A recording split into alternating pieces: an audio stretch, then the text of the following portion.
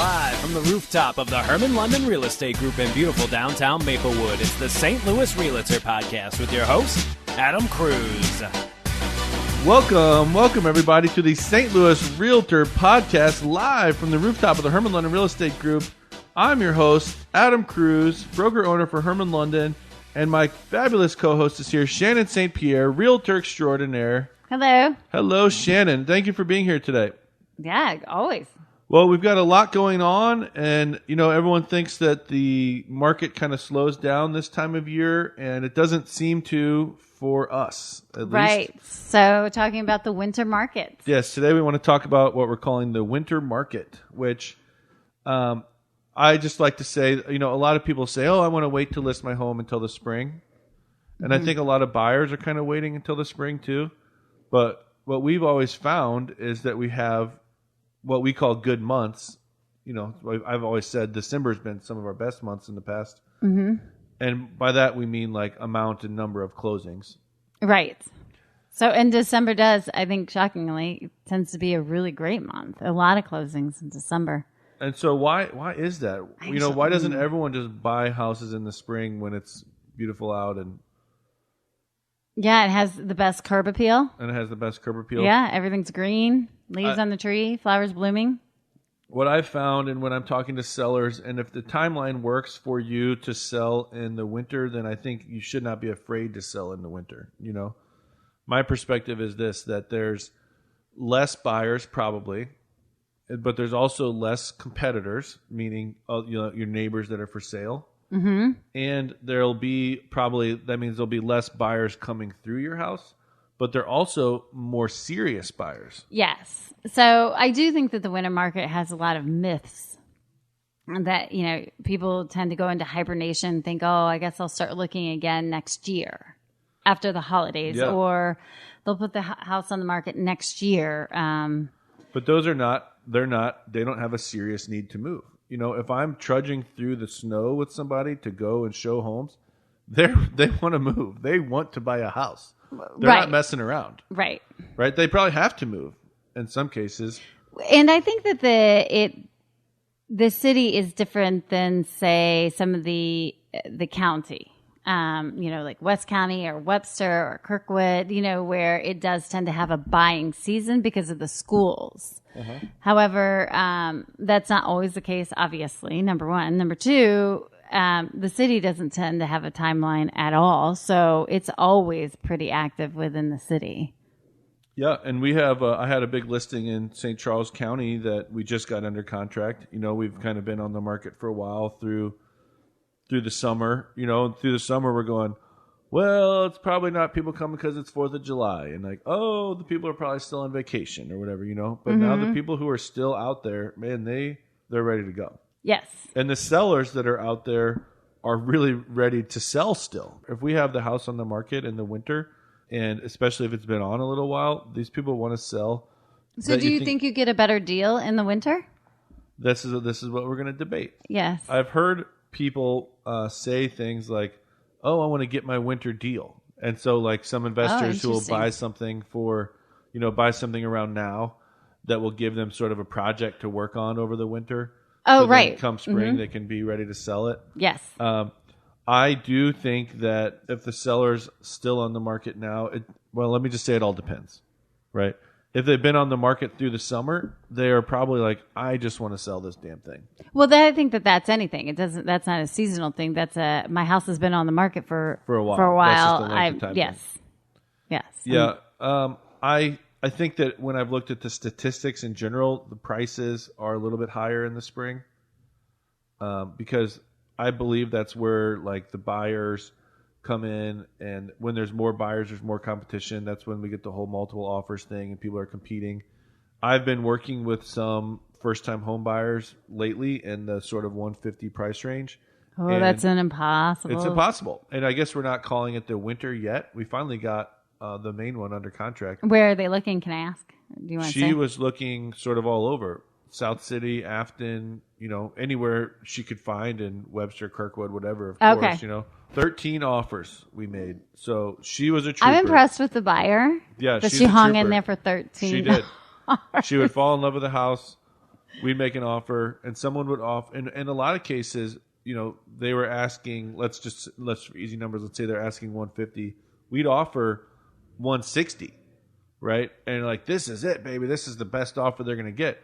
And they call back. We got a higher offer, and it was all cash, which is insane. And so in that kind of price range, I think there's still a lot of buyers out there. I don't know where they're getting all this cash from, because we weren't looking at investment properties. We were looking at, So we've talked about this before, because we've come against this a lot. So in our sales meetings, we've had agents say, I don't understand how people can be offering up cash for these houses. These are first-time homebuyer homes. So what they're doing is they're getting pre-approved for these loans. Uh-huh. I mean, going through the whole underwriting process. So pre-qualified, and they're marking cash, but they are getting a loan. Well, that's possible. You're saying they're marking it not contingent on financing. Yes. Instead of contingent on financing. It's possible, because every listing agent seems to handle things differently. Right. So if I'm the listing agent, you submit an offer to me not contingent on financing, I'm probably going to want to see a copy of what I call proof of funds, a.k.a. show me that you have the cash. Right. And it does say not contingent on financing, and then it says, like, this does not take away the buyer's opportunity to get financing or whatever if Correct. they want to. But I think I'm guessing, and maybe I'm wrong, that when the listing agent calls me and says, sorry, you didn't get it, we got a higher offer for cash, I'm hoping that they did their due diligence and they're actually getting I'm surprised cash. how often they don't, though. I'm sure that you're right. I'm surprised how often they don't ask for that information. Even for me, when I've put in offers and forget to send the proof of funds or the pre-approval letter, and they never ask for it. Yeah, that's right. I always do in competitive situations, and then sometimes I'll even call the lender. Yeah, I got one the other day where I actually called the lender, because the pre-approval letter or whatever, it wasn't even a pre-approval letter, but it said on there basically like, yeah, we talked to this guy, but we didn't really, he gave us some numbers. We haven't verified anything. We haven't seen any statements. We haven't seen anything at all. And I'm like, this is just a junk pre-approval. It's not even a pre-approval.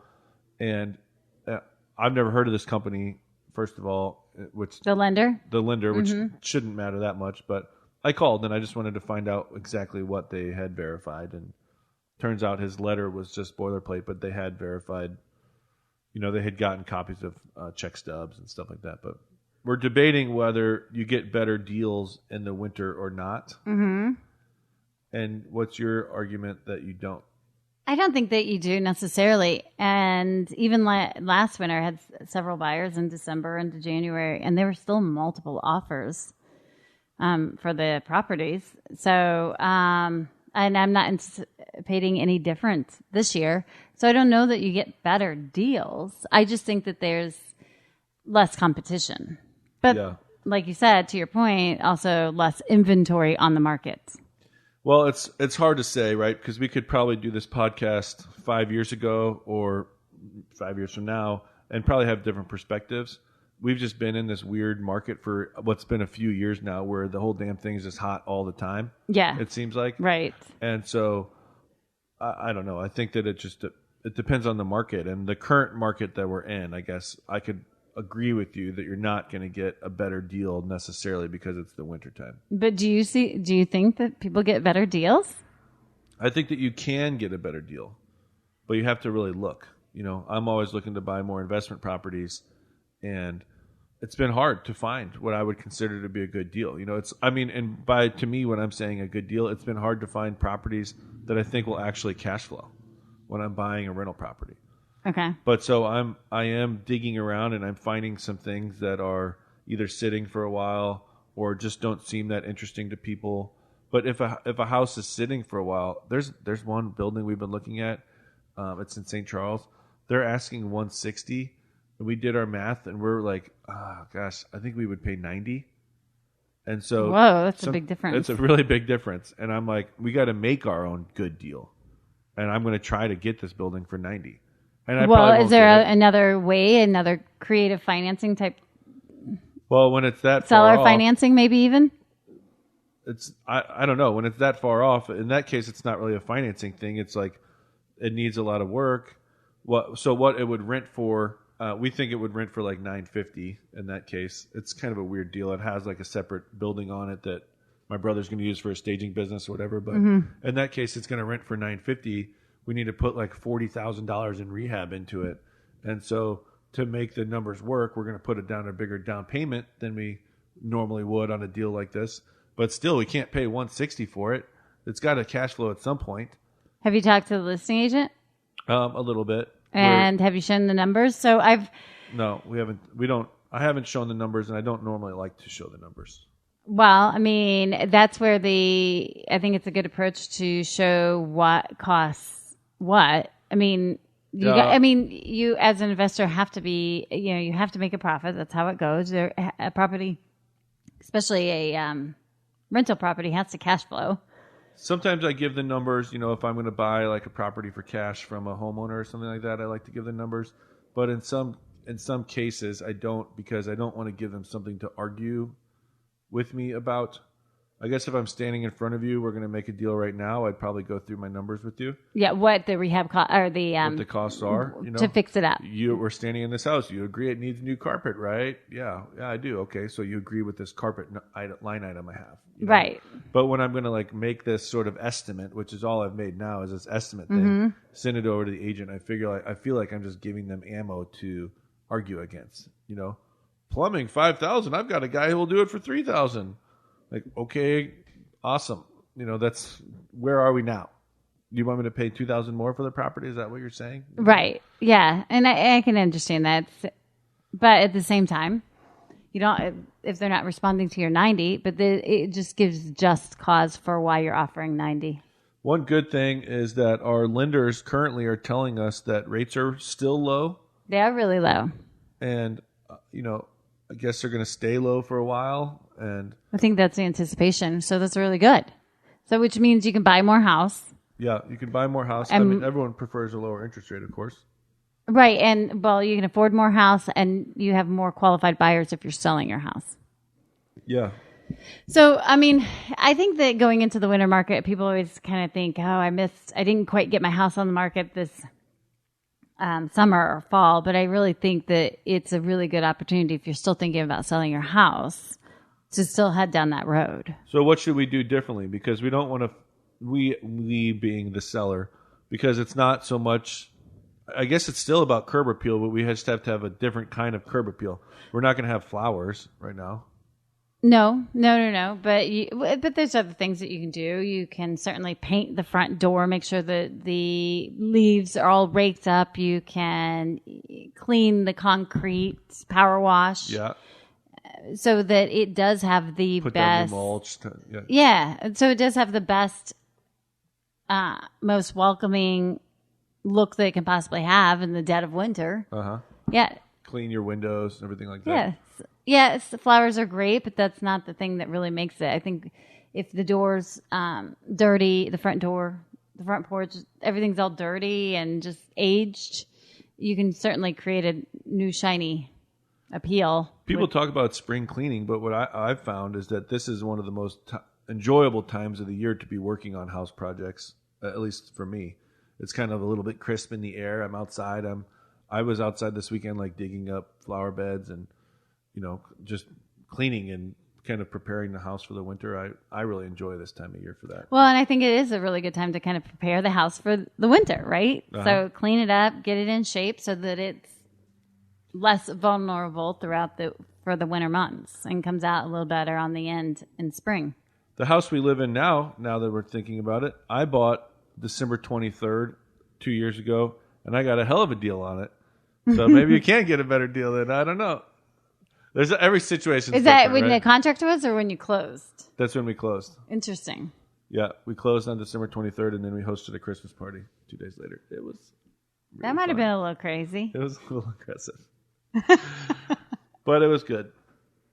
A little wine always helps every situation. Did you just have blow-up furniture?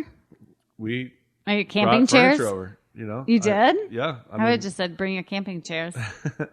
We got a moving truck and moved a ton of stuff into the house. Yeah, that's way too much for Yeah. Too quick of a turnaround. Yeah. So some of the questions that come up in the winter, if you're going to be listing your home, is can you still decorate for the holidays? Whatever religion you are, or what it's, I don't know. I guess Halloween's not really religious, but do you still decorate for the holidays? What do you think about that? I think so. I think that most people find holiday decorations so pretty, and if they're scraggly or like on the last leg, maybe you shouldn't put them up necessarily, or maybe you just don't go all out. So if you're one of those people who loves to decorate every little inch of your house with the holiday decorations, even if I would say go for the decorations, but the same still applies no matter when you put your house on the market. You can't have the clutter. So it can't be cluttered. Yeah. And the holiday decorations tend to be added to whatever you already have in place. So there's got to be somewhat of a compromise on that one. We think it's okay to do some decoration, but probably tailor it down from what you maybe generally would do. And yeah, some people really have a lot of, Christmas stuff and whatever, and they should probably cut that down a little bit. Yes. But yes, you can certainly decorate, and it can be really pretty and kind of make the home go up a notch or two, but you still have to address the clutter issue. So what are some things that people should do to prepare their house for the winter? I made my little post that I make every year on Facebook the other day where I'm reminding people to disconnect their hoses. There's a lot of... I have a frost-free hose bib. That's good, but you still have to disconnect your hose. Yes.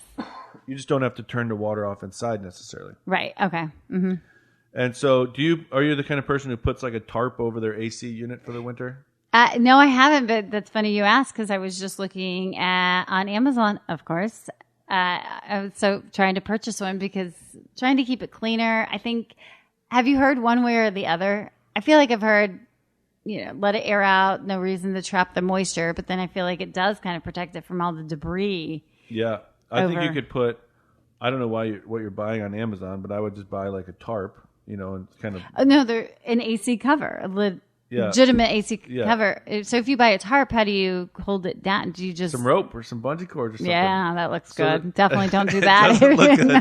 It does not look good. No. Not I'm if you're keeping selling your debris house. out of the top, so all like the pine needles and stuff that fall. Yes. But then the sides or the kind of the bottom of the sides can still get some air. It's air ventilation. Yes. I thought I was like avoiding rust and stuff too. So there's just not like snow sitting on it forever. Yes. I feel like but the same my way. method is not perfect because it does blow off if I don't tie it down enough or whatever. We would encourage people to, I guess, put away. It's time to put away all your patio furniture. Should we clean out our gutters now? It'd probably be a good time to clean out the gutters, clean up the yard, just kind of prepare the house for winter. Take down your screens? Do you take down your screens? I don't. I've never taken out my screens. I think that's weird. Okay. Then you have to put them back up. So one of the other things about, the winter time and the winter market is that you can get cheaper contracting work. Yeah, sometimes. So I think this is the low for most contractors. I'm already starting to get texts like, hey, do you have any projects coming up? Really? Like anything going on? So where everybody, especially if you're thinking about selling your house in the spring, now's the time to address those things that you're going to want to fix, just because when it comes spring, it's excruciating to try and get somebody in there. And so we used to have a radio commercial for this, but what we really are encouraging people to do is simply have us over. Literally just call me or call Shannon and say, come on over, and no charge or whatever. We'll come over and we'll talk through the projects that you're planning on doing. Well, yeah, create an action plan so that you can kind of work on it throughout the winter and address whatever's going to need addressed. And instead of having pure chaos for like a month or several weeks of trying to get people in your house to fix things, you can kind of do it project by project. Shannon, just tell me your phone number real quick. 314-583-0070. Okay, because sometimes people have these ideas of what they need to do to prepare their house to sell, and you would probably go, oh, don't do that. And we've talked about that, right? We've definitely talked about it a lot. And so the idea, just call us, have us over is the easiest way I can say it, and talk through the projects that you're planning on doing. And maybe you don't need to do them, or maybe there's other things that you do need to do that you're not thinking about. That's absolutely true. I can certainly say that every time I've walked into a seller's home who, pre-planning, they have one idea and it usually goes a whole nother way. Yeah, and they might be planning on spending a bunch of money on something that we're like, don't do that. Absolutely. Yeah. And so it does save you, I think, money to talk to a realtor beforehand to just get the plan in place. Okay. And have an idea of where you're going. Well, that's all I have for you today. We just kind of wanted to give this little winter market update, and thank you for listening. Please reach out if you have any questions or topics you'd like us to cover. podcast@hermanlondon.com. We'd love to hear from you. Of course, follow us and share us on social media. Thanks for listening, and take care.